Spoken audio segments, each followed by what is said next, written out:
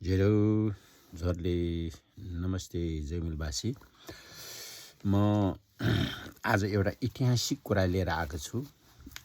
विशेष गरेर गोर्खा भर्ती कसरी सुरु भयो, गोर्खा भर्ती कसरी सुरु भयो, कति भयो, किन भए, किन गरे, नेपाल सरकारले किन नेपालीहरूलाई चाहिँ ब्रिटिस र इस्ट इन्डियालाई बेच्यो भन्ने कुरा चाहिँ एकदम बुझ्नुपर्छ। मैले यो कुरा लिएर आएको छु। यहाँहरूले चाहिँ यो कुरा बुझ्नुपर्छ, सुन्नुपर्छ र मात्रै हाम्रो इतिहास क्लियरली बुझिन्छ र आफूले आफूलाई चिनिन्छ है। पहिला कुरा, हामी जति पनि लाहुरिया भनेर नाम चाहिने धर्याको लाहुरियाहरू छौँ, हामीहरू चाहिने भर्ती भएर गएको चाहिने आज 210 वर्ष पुग्दैछ। 210 वर्ष पुरा भयो। सन् 1815 अगस्तबाट भर्ती भएको हो। नेपाली चाहिँ नि विक्रम सम्पत 1872बाट है। हामीले यो कुरा बुझ्नुपर्छ। र तपाईको चाहिने नेपाली चाहिने विक्रम सम्पत 2071 सम्म र नेपाली सम्पत 1871 सम्म तपाईको चाहिने नेपाल चाहिने अहिलेको पूर्व पश्चिमको तपाईको चाहिने किस्ता र काँक्रासम्म छ। अहिलेको सिक्किम, दार्जिलिङ सबै नेपालभित्र पर्छ। यता कुमाउ, गदवाल सबै तपाईको चाहिने देहरादुनहरू नेपालभित्र पर्छ। तपाईको चाहिने 2,09,000 प्लस हेक्टर वर्ग किलो नेपाल थियो। अब त्यस्तो थियो, तर ठ्याक्कै तपाईको चाहिने सन् 1814 मा जुन तपाईको चाहिने हाम्रो चाहिने नेपालका एउटा गोर्खा पल्टन थियो। त्योमा एउटा बटालियन चाहिँ कम्पनीमा ठुलो बटालियनमा थोरै 500 जति चाहिँ जनताहरू आर्मीहरू तपाईको चाहिने अहिलेको नालापानीमा रहेछन्। नालापानीमा अहिले पनि त्यो गोर्खाहरू पल्टन बसेको जग्गा छ। त्यहाँ गएर बसिराखेका बेलामा इन्डियामा शासन गर्ने ब्रिटिस र इस्ट इन्डियाले 2 चुट्टी अट्याक गर्दाखेरि हारिनन्। 3 चुट्टीमा अट्याक गरेर चाहिने जिताइदियो गोर्खाली पल्टनहरूलाई। त्यो बेला त्यहाँको कमान्डरहरू चाहिने बलभद्र कंवर र अमरसिंह थापा मगरहरू यिनीहरू थियो भनेर भनिन्छ। र 3 चुट्टीमा पनि यिनीहरूलाई कसरी हरायो भने त्यो तपाईको नालापानी एउटा माथि उच्चा डाँडामा रहेछ। खानेपानी नल्की लगेको रहेछन्। तर ब्रिटिस र इस्ट इन्डियाले चाहिने त्यो आर्मीहरूले खानेपानीका नाला काटिदिएर त्यो रासन पानी जाने बाटोलाई चाहिँ तपाईँ इम्बुस लगाएर छेकेर जान पनि नदिएर हप्तौं दिन तपाईको माथि भोकै बसेपछि अन्तिममा चाहिँ हार्ने सम्भावना भयो र हारे। र तपाईको नाला पानीमा जब हाम्रो चाहिँ गोर्खा नेपाली गोर्खालीहरू हारे, सबै नेपाल जितेकै हो। सबै नेपाल जितेको है।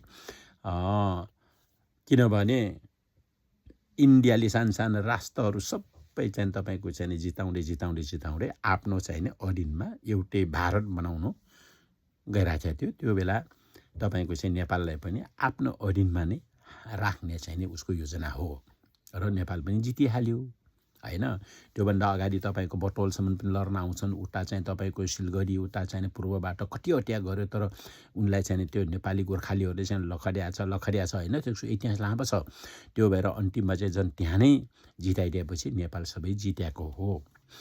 अब त्यसो भइसकेपछि अब त्यो बेला चाहिँ नेपालमा चाहिँ को राजा थियो, सत्ता कोले गरेर हेर्दै थियो भन्दाखेरि नेपालमा चाहिने राजा थियो। को थियो भन्दाखेरि गिरबान युद्ध वीरविक्रम शाह।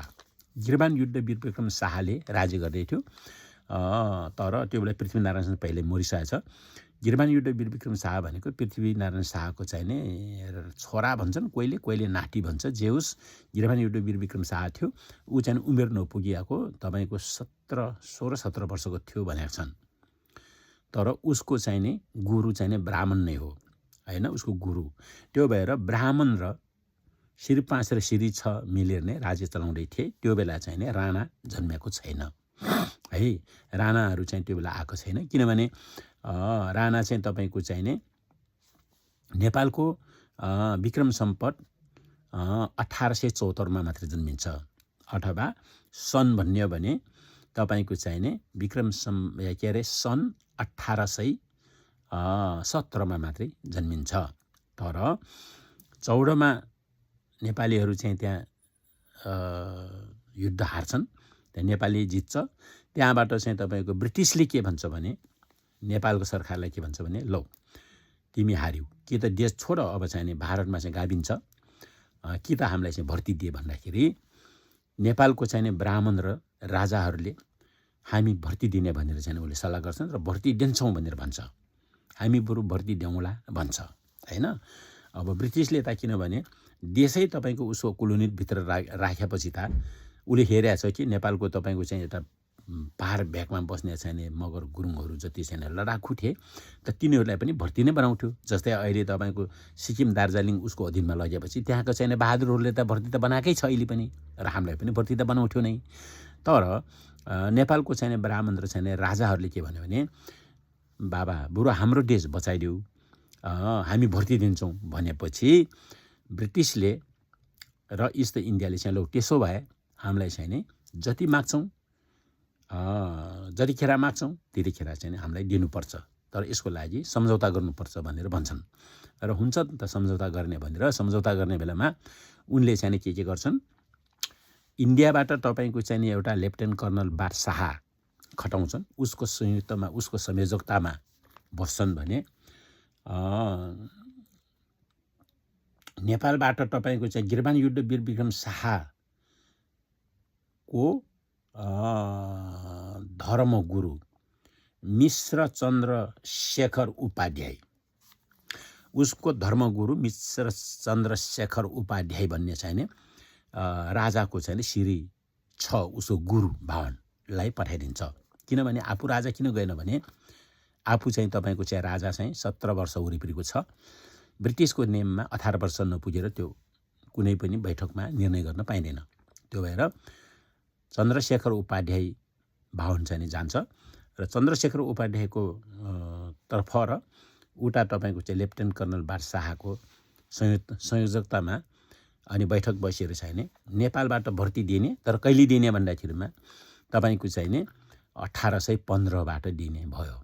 त्यो भएर 1815 अगस्तको महिनाबाट चाहिँ तपाईँको चाहिँ नेपालीहरू भर्ती भएर गएको इतिहास छ। आज 210 वर्ष पुग्यो। मैले इतिहास भन्दैछु, यहाँले यो कुरा बुझ्नुपर्छ।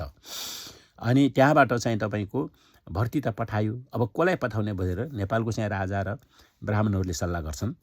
र त्यो बेला हनुमान ढोकामा चाहिँ ऊ छ, दरबार छ, त्यहाँनिर उनीहरूले चाहिँ गोप्य सरकारले उनीहरू चाहिँ सल्लाह गर्छन् र ब्राह्मण पठाउनु हुँदैन, उनीहरू चाहिँ आज पूजा गर्ने, उनीहरू चाहिँ तपाईँको शिक्षा दीक्षा दिने, उनीहरू चाहिँ श्री 6 हो, उनीहरू चाहिँ तपाईँको चाहिँ लड्नु हुँदैन, मर्नु हुँदैन, महापाप हो भनेर उनलाई पठाउँदैन। र तपाईँको चाहिँ राजकलकहरू राजा हुन्, थुक्रीहरू राजा हुन्, शाहहरू, तिनीहरू पठाउने कुरा आएन।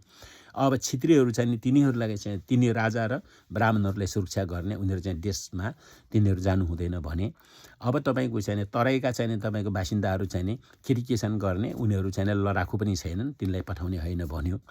अब तपाईँको चाहिँ दलितहरू दलित हो, तिनीहरूको पानी नचल्ने, तिनलाई चाहिँ अब ब्रिटिसले पनि स्वीकार्दैन भनेर चाहिँ पठाएन। आवश्यकता पर्दा हतियार बनाउनको लागि चाहिँ जुन कामीहरूलाई चाहिँ पठाउने चाहिँ नीति ल्यायो त्यो कोटा अनुसार। अब चाहिँ कसलाई पठाउने भन्दाखेरिमा लेक साइडतिर बसेको पहाडमा बस्ने जति पनि गुरुङ मगर छ तिनीहरू चाहिँ लडाकु, पहिला लड्ने पनि तिनीहरू हो। नेपालको चाहिँ गोर्खा पल्टन र त्यो गोरखघन र तपाईँ कालीबहादुर घन पनि त्यही गोर्खा मगर गुरुङ नै हो। र तिनीहरूलाई पठाइदियो फर्स्ट लटमा। अनि तिनी गुरुङ मगरलाई चाहिँ छानेर गाउँबाट खेरेर चाहिँ उनलाई दियो। 1000 भार चाहिँ फर्स्टमा त्यति दियो, त्यहाँबाट जति माग्छु त्यति दिन्छौँ भन्ने चाहिँ नि त्यो सम्झौता गरेका छन् हो। त्यो भएपछि तपाईँको चाहिँ नि पूर्वको राई लिम्बू चाहिँ पछि उनीहरूले चाहिँ जब तपाईँको चाहिँ आवश्यकता पर्दा धेरै मान्छे चाहिँ चाहियो भन्दाखेरि फेरि पूर्वको राई लिम्बू पनि पठाएको हो। होइन भने अगाडि मगर र गुरुङ गएको छ है त। अब यसरी तपाईँको चाहिँ प्रथम उनीहरूले सम्झौता गरेर पठाएछ, कुनै सन्धि होइन, एउटा सम्झौता गरेर चाहिँ बेच्यो, उनले लग्यो। त्यहाँबाट तपाईँको चाहिँ नि हाम्रो चाहिँ तपाईँको त्यसरी गुरुङ मगर फर्स्टमा त्यसरी नगइदिएको भए नेपाल चाहिँ नि भारतले उहिल्यै आफ्नो चाहिँ एउटा प्रान्त बनाइसकेको हो। त्यही भएर नेपाल चाहिँ हामीले बचाएको, हाम्रो पुर्खाले बचाएको, भर्ती भएर गुलामी भएर गएको कारणले बच्यो।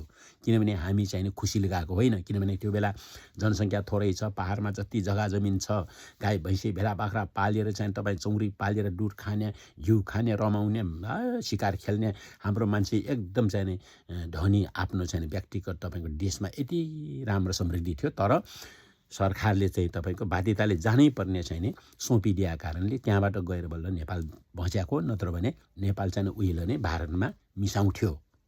यिनी कुरा बुझ्नुपर्छ हो। त्यसो भइसकेपछि तपाईँको चाहिँ नि 1815मा हामीलाई भर्ती पठायो। अब 1816मा चाहिँ नि अब जग्गाको बारेमा चाहिँ त्यो प्रथम तपाईँको चाहिँ फेरि सन्धि सम्झौता गरेका छन् 1816मा। त्यो गर्दाखेरिमा तलको चाहिँ तपाईँको चाहिँ जति पनि तपाईँको मधेस तराई भ्याग सबै चाहिँ भारतमा थियो, तपाईँको चाहिँ पहाडी भ्याग मात्रै राखिदिएको, त्यो पनि हामी भर्ती भएर बसाइदिएको। अब तपाईँको चाहिँ त्यसरी चाहिँ तपाईँको तराई भाग सबै लैजाएको थियो, त्यहाँ चाहिँ सबै इन्डियाको मान्छे नै बसिया छन्, उनीहरूकै मान्छे। त्यहाँ पहिला हामी नेपाली नै थियो, तर सबै इन्डिया बन्यो, इन्डियाले नै आफ्नै भनेर लग्यो। अब त्यहाँबाट पछि बल्ल तपाईँको चाहिँ बिस्तारै अब मान्छेहरू उता जाने, त्यो बेला लडाइँ हुँदैन, इन्डियामा जाने आउने गर्छन्। जाँदाखेरि चाहिँ गल्लाले लान्छ, त्यहाँबाट खेरेर लान्छ। त्यहाँबाट चाहिँ अहिलेको चाहिँ नि लाहुर भन्ने जग्गा, जुन चाहिँ नि पाकिस्तान र नेपालको चाहिँ नि ढोसाट पर्छ, अहिले पाकिस्तानले लग्यो। त्यो बेला चाहिँ सबै भारतमा एउटै थियो, ब्रिटिस हुँदा त त्यो पाकिस्तानले लगेको थिएन। पाकिस्तानको जुन अहिले लाहुर भन्ने सहर, त्यो त्यहाँ गएर तालिम गर्थे अरे। त्यहाँबाट चाहिँ छुट्टी आउँदाखेरि कहाँबाट आइस भन्दाखेरि जस्तै हङकङ जाने चाहिँ हङकङ बाटो भन्दाखेरि हङकङ लाउरे भनेको र मलायामा जानेले चाहिँ कहाँबाट आइस भन्दाखेरि मलाया बाटो आएको कारणले मलाया लाउरे भने जस्तै तपाईँको चाहिँ नि त्यहाँ चाहिँ कहाँबाट आइस लाहुरबाट भन्दाखेरि लाउरे भन्ने प्रथा त्यसरी भयो है। त्यो लाहुर भन्ने जग्गाले बनेको, अब हामीले त्यहाँ बुझ्नुपर्छ। अनि त्यो भएर त्यसरी जाँदै आउँदै गऱ्यो, बिना तनकामा जाने आउने बस्ने खाने मात्रै हो। आउँदाखेरिमा घर खर्च बाटो खर्च भनेर 6-7 दिएर पठाउँथ्यो भनेर भनेको छ। अनि त्यसरी हुँदाखेरि अब जग्गाको लागि देशको लागि चाहिँ नि फेरि 1816मा चाहिँ सन्धि गर्यो फर्स्टमा हो। त्यो बेला तपाईँको चाहिँ नि सबै चाहिँ तपाईँको जग्गा इन्डियालाई दिएको, तर पछि तपाईँको चाहिँ साङ्ग्रो हुँदै आयो। पहाड मात्रै छ हाम्रो, त्यो धान खाने, त्यो तल चामल खाने त सबै चाहिँ भारतको हातमा छ होइन हो। त्यसो भएपछि पछि बल्ल तपाईँको चाहिँ जङ्गबहादुर चाहिँ उडाइ भयो। जङ्गबहादुर पनि तपाईँको चाहिँ राजामा फेरि नेपाललाई चाहिँ एकीकृत भन्नाले जङ्गले चाहिँ कु गरेर 3 सरकारले चलाउँदैछ। राजाहरू त छन्, तर राजाहरू चाहिँ कोमामा उनीहरू बसिया छन्, भट्टा झिच्या छन्, खाछन्, तर देश चाहिँ बाहुन र अनि श्री 3ले चलाउँछ। राजा हुँदा पनि बाहुन हुन्छ, श्री 3 हुँदा पनि बाहुन नै हुन्छ। बाहुनदाखेरि माथि हो, टाउको सबै चाहिँ करिकुलम बनाउने, नीति नियम बनाउने बाहुन हो है। तपाईँ राजाले आफै बनाएको होइन, अनि तपाईँको जङ्गलले राणाले बनाएको होइन, सबै चाहिँ उसको गुरुले बनाउँछ है। यो कुरा बुझ्नुपर्छ। अनि र बल्ल तपाईँको चाहिँ एकैचोटि चाहिँ 1857मा इन्डियामा तपाईँको चाहिँ फेरि सैनिक विद्रोह हुन्छ त्यो ब्रिटिसमाथि। त्यो भएर ब्रिटिसले जङ्गसँग एकदम कोनेसन थियो। राणालाई चाहिँ तपाईँको नेपालमा कु गर्न पठाउने पनि ब्रिटिसको चाहिँ आर्टले हो। अनि त्यहाँबाट चाहिँ 3 सरकार ल्याएको त्यो पनि ब्रिटिसको आर्टले हो। त्यहाँबाट पछि चाहिँ त्यसको चाहिँ उपलब्धिमा राणा चाहिँ तपाईँको नेपालको 1908मा युके आउनु पनि त्यही ब्रिटिसले बोलाएर आएको हो। यहाँ आएर युकेमा 1 वर्ष झन्डै 9 महिना बस्छ। त्यो बेला तपाईँको चाहिँ यहाँ एउटा चाहिँ लौरो भन्ने किटीसँग लागेर होटलमा बसेको 200 मिलियन नेपाली चाहिँ खर्च गर्छ। त्यो इतिहासहरू लामो छन्, म छोटो भन्दैछु। र यहाँ चाहिँ इङ्ग्लिस पनि सिक्छ अलिकति तपाईँ टाठाबाठा भएर। यहाँ चाहिँ धेरै ब्रिटिस हाम्रो नेपाली गोर्खालीको लागि धेरै सम्झौता गर्छ, अनैतिक सन्धिहरू, गोप्य सन्धि गर्छ। यहाँ ब्रिटिससँग धेरै कुराहरू सन्धि गरेका छ। मैले मेरो किताबमा लेखेको छु, धेरै कुराहरू अझ गोप्य छ, बाँकी नै छ थाहा छैन। अनि त्यो भएर तपाईँको चाहिँ नि अब त्यो मध्येमा उसले चाहिँ मेरो गोर्खालीहरू जुन देशमा पुगेर पनि नेपाली नै हुनेछन्, उनको नागरिक चाहिँ खोसिने छैन र उनीहरू चाहिँ फर्केर आउँदा नेपाली उठे बसेर हरायो भने हरायो, नत्र भने जहाँ गए पनि फेरि धर्म चेन्ज गर्नु पाउने छैन, उनीहरू हिन्दू नै हुनेछन् भनेको कारणले तपाईँको चाहिँ नि त्यो राणाले त्यो पाला यहाँ चाहिँ त्यो कुरा गरेको कारणले कुनै चाहिँ धर्म पनि परिवर्तन गर्न पाउने छैन। तिमी अब क्रिस्चियन हो, क्रिस्चियन पनि बनाउनु पाउने छैन भन्ने पनि राखेका कारणले हामी चाहिँ ब्रिटिस र इन्डियाको जति लाउरे छैन यत्रो 210 वर्ष हुँदा पनि तपाईँको चाहिँ ब्रिटिसले कहिले पनि आफ्नो धर्म लागू गरेन, हामी माथि लादिन। योले पनि हामीले थाहा पाउनुपर्छ। र तपाईँको चाहिँ प्रत्येक चाहिँ तपाईँको धर्ममा जान्छन् भनेर कन्ट्रोल गर्नको लागि प्रत्येक चाहिँ तपाईँको पल्टनमा चाहिँ हिन्दू मन्दिर बनाउने एउटा भवन अनिवार्य हुने भन्ने चाहिँ नीति ल्याएको कारणले भवन पठाएर तपाईँको चाहिँ पुरै हिन्दू कतर चाहिँ सिकाएको र लाउरेहरू चाहिँ हिन्दू कतर बन्ने कारण नै त्यो जङ्गलले गरेको नीतिबाट भएको हो। मैले डिटेलमा भनेको छैन, तपाईँको म मेन टाउको भन्दैछु हो।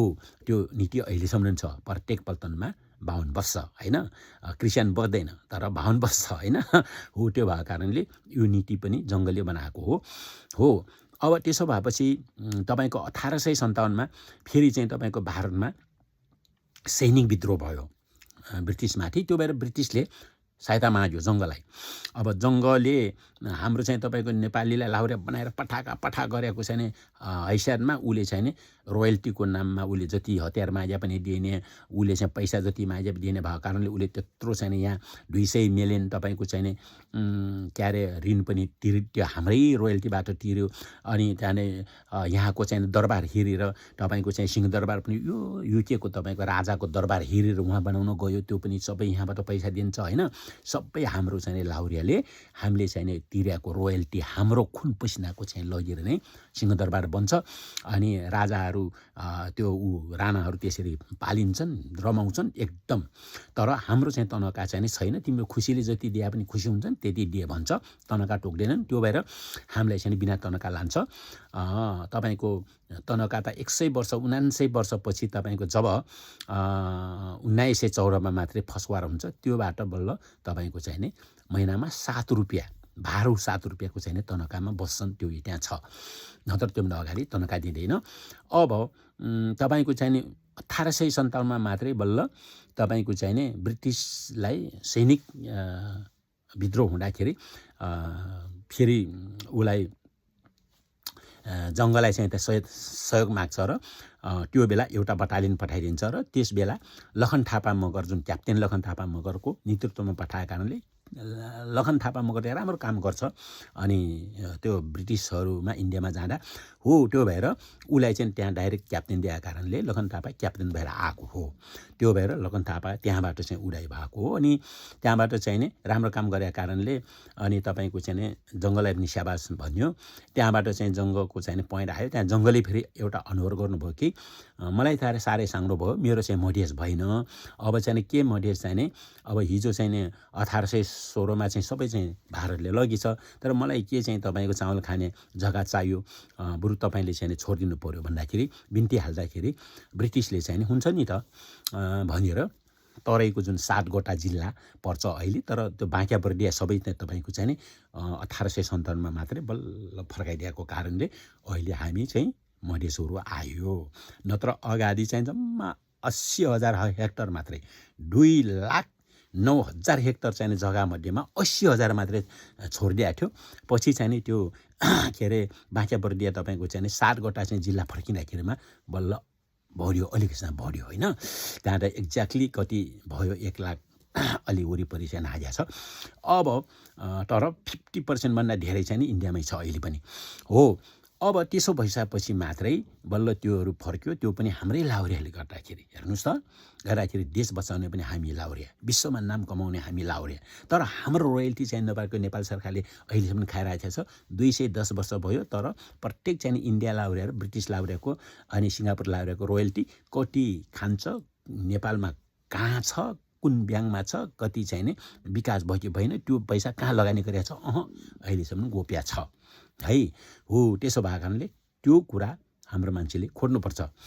अब त्यसो भइसकेपछि हाम्रो चाहिँ नि लाउरियाहरू चाहिँ के अरे 1914मा पहिलो तपाईँको चाहिँ फर्स्ट वार भयो, त्यो बेला बल्ल 7 रुपियाँ खायो महिनामा। त्यहाँबाट सेकेन्ड वार तपाईँको चाहिँ नि 1939बाट सुरु भयो फेरि। अनि त्यो बिचमा लाहुरेहरूको पैसा जम्मा तपाईँको चाहिँ नि 16 रुपियाँ खान्थे, 16 रुपियाँ थियो, 7बाट 16मा गएको थियो। अनि त्यो लडाइँ फेरि सेकेन्ड वार हुने बेलामा 16बाट चाहिँ नि 60 बनाउने भनेर चाहिँ नि कुराकानी भएरै छ इन्डियामा। तर हाम्रो मान्छेहरू धेरै लाटो भएको कारणले, कुरा नबुझेको कारणले ब्रिटिस अफिसरले के भन्यो भने तुम लोगों को तनखा 16 है, हम 7 देंगे भनेर भन्दाखेरि हाम्रो चाहिँ नि गोर्खालीहरूले चाहिँ नि 6-7 जस्तो मान्यो। तपाईँको चाहिँ पहिला पनि 7 दिएर राखेको, त्यो भएर 6-7 जस्तो मानेर हम 7 नै मानौँगे, हम 16 ठिक है भन्यो भन्छन् होइन। त्यो कहाँसम्म सत्य हो त्यसो खालको कुरा गरेको कारणले उनीहरूले फेरि त्यो 16मै अनि चाहिँ नि प्रमाण गरिदिएर सेकेन्ड वार 1945सम्म पनि 16 महिनामा 16 कम्पनी मात्रै खाएर, तर चाँदीको कम्पनी होइन, चाँदीको 16 कम्पनी मात्रै खाएर चाहिँ लडाइँ लडेको सेकेन्ड वारसम्म भनेर हाम्रो पुर्खाहरूले भनिरहेछन्। अहिलेसम्म जिउँदो मान्छे यता प्रभुतिर चाहिँ 100 वर्ष पुगेको चाहिँ बाजेहरू अझ पनि छन्, उहाँहरू लडाइँमा लडेकाहरूले भनिरहन्छन्। तर इस्ट इन्डियाको मान्छे र ब्रिटिसहरू त्यो आर्मीहरू चाहिँ अब एउटै लडाइँ लड्ने, तर उनीहरूले भने 90 कम्पनी खान्थे।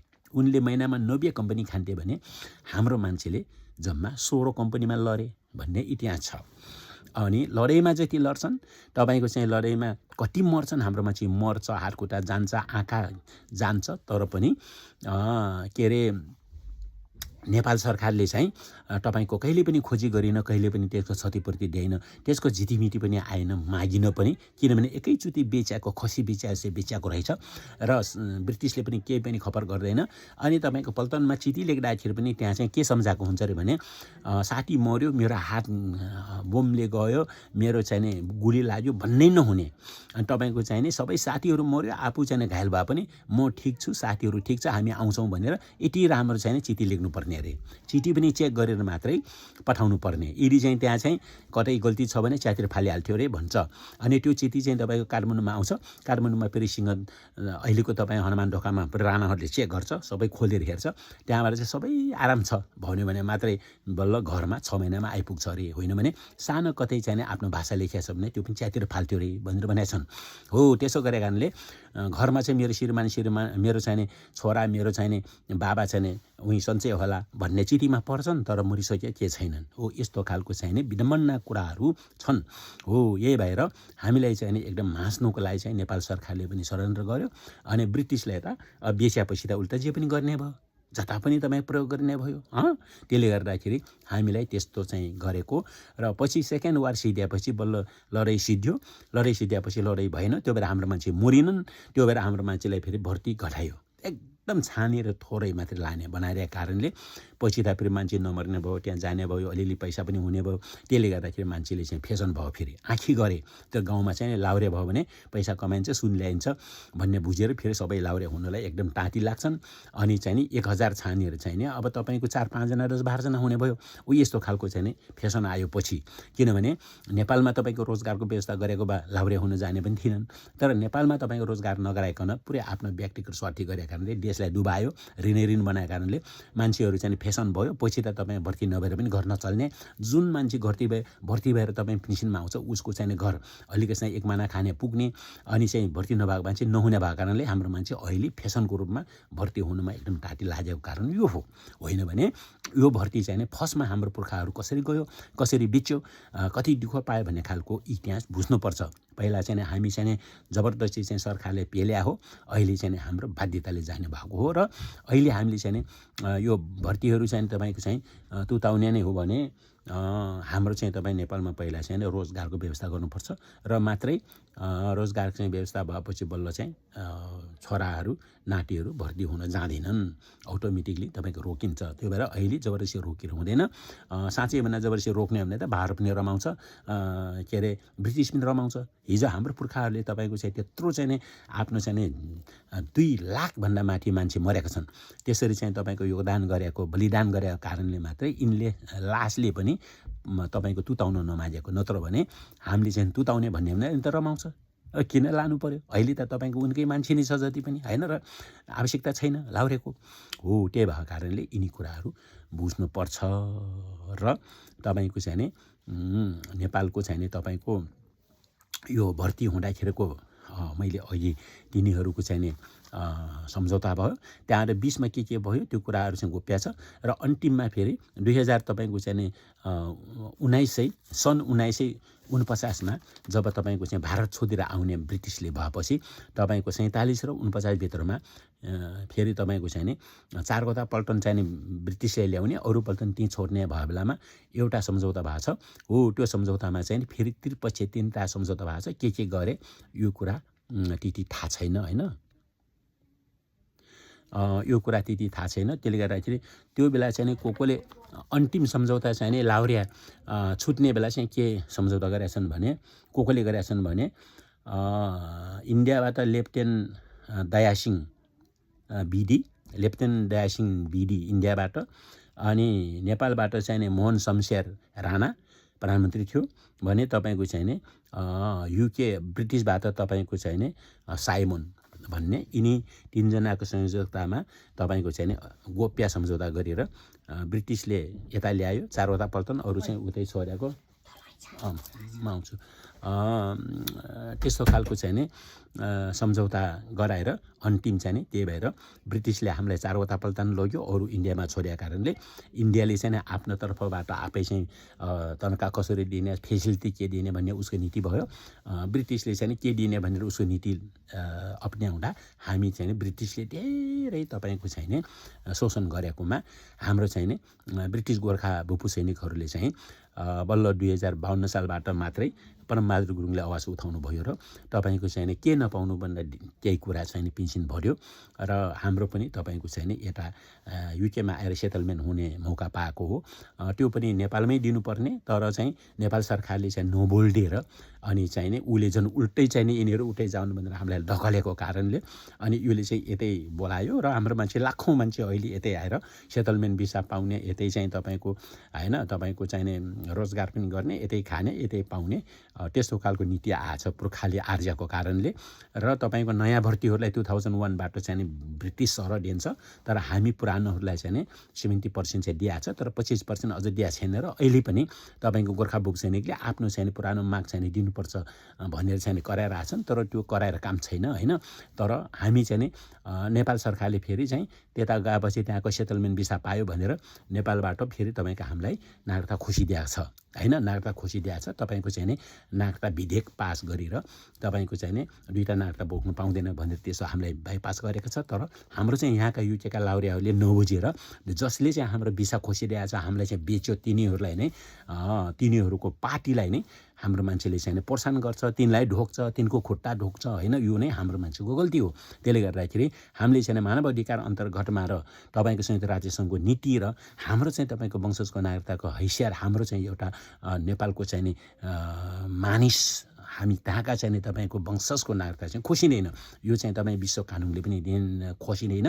त्यही भएर हामी चाहिँ एकजुट भएर नेपालमा जुन जुन तपाईँको चाहिँ असली तपाईँको राजनीति लोकतन्त्र विधि बोक्याएको र राजनीति जुन चाहिँ नि हाम्रो नागरिकता नखोसिने भन्ने चाहिँ राजनीतिहरू अहिले नयाँ नयाँ खोलेका छन् र तिनीहरूलाई सहायता गर्यो भने हाम्रो चाहिँ नि नागरिकता दोहोरी हुन्छ, यहाँको पनि हुन्छ, नेपालको पनि हुन्छ हो। त्यसो भयो भने मात्रै हाम्रो चाहिँ भावी सन्ततिहरू यहाँ पनि सुरक्षित, नेपाल पनि सुरक्षित। भोलि ब्रिटिसले तपाईँको चाहिँ नि तिमीहरू चाहिँ फर्किएर जान सक्छ पनि भन्न सक्छ। त्यस्तो भइदियो भने हामी चाहिँ आफ्नो देशमा ब्रिटिसले सधैँ राख्छ भन्ने छैन, पछि चाहिँ फर्कायो भने हामी आफ्नो देशमा सुरक्षा भयो। नत्र भने हाम्रो चाहिँ तपाईँको अहिले त्यो कुरा बुझिनौँ भने हाम्रो चाहिँ पेन्सन या हाम्रो चाहिँ तपाईँ नागरिकता चाहिँ नेपाल सरकारले खोसिदियो, हामीले चुपै लाग्यौँ भने तपाईँको चाहिँ भोलि ब्रिटिसले हामीलाई चाहिँ लखड्यो भने नेपालमा जाँदाखेरि त हामीले राख्दैन। त्यो भएर भुटानी शरणार्थी जस्तो हुनसक्छ भनेर अहिले नै सजग हुनुपर्छ। र हाम्रो जति पनि युकेमा 1 लाखभन्दा धेरै चाहिँ भूपूहरूको चाहिँ सन्तान र सन्ततिहरू हामी आएका छौँ। हामी चाहिँ एकजुट भएर जसको चाहिँ तपाईँको पार्टी र सिद्धान्त र